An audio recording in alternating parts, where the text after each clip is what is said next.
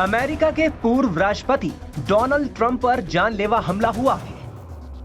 Pennsylvania के Buttler में rally के दौरान ट्रंप पर गोली चलाई गई। जब वो मंच पर बोल रहे थे तभी गोली चलने की आवाज सुनाई दी। ट्रंप ने अपने दाहिने कान पर हाथ रखा और नीचे झुक गए। इस दौरान भीड़ में चीख पुकार मच गई और लोग इधर उधर भागने लगे। सीक्रेट सर्विस के एजेंट्स तुरंत ट्रंप को कवर करने पहुंचे। जब एजेंट्स ने ट्रंप को संभाला और उन्हें खड़े होने में मदद की तो ट्रंप के चेहरे और कान पर खून नजर आया। इसके बाद सीक्रेट एजेंट्स ट्रंप को मंच से उतारकर कार में बैठाकर वहां से ले गए। घटना भारतीय वक्त के मुताबिक रविवार सुबह 4 बजे हुई। तब अमेरिका में शनिवार शाम 6:30 बजे का समय था। बताया जा रहा है कि हमलावर को मार गिराया गया है। इस हमले में एक ट्रंप समर्थक की जान चली गई, जबकि एक शख्स घायल हुआ है। वहीं अमेरिकी राष्ट्रपति जो बाइडेन अपने चुनावी दौरे को बीच में छोड़कर आज ही वॉशिंगटन डीसी लौट रहे हैं। उन्होंने व्हाइट हाउस में होमलैंड सिक्योरिटी और लॉ एनफोर्समेंट एजेंसीज की इमरजेंसी मीटिंग बुलाई है। इस घटना के बाद ट्रंप ने बयान जारी करते हुए कहा, मैं यूनाइटेड स्टेट्स सीक्रेट सर्विस और सभी कानूनी एजेंसियों को धन्यवाद देता हूं, जिन्होंने बटलर पेंसिल्वेनिया में हुई गोलीबारी पर तुरंत कदम उठाए।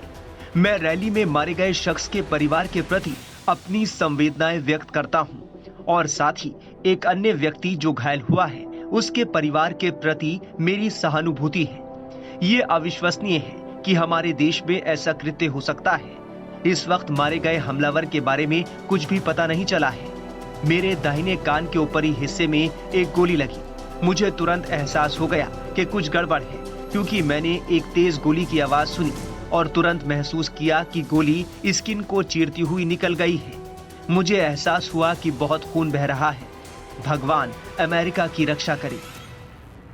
उधर इस हमले के बाद अमेरिका की सीक्रेट सर्विस ने भी बयान जारी किया है, जिसमें कहा गया है कि हमलावर ने रैली स्थल के बाहर एक ऊंची जगह से मंच की ओर कई राउंड फायर किए।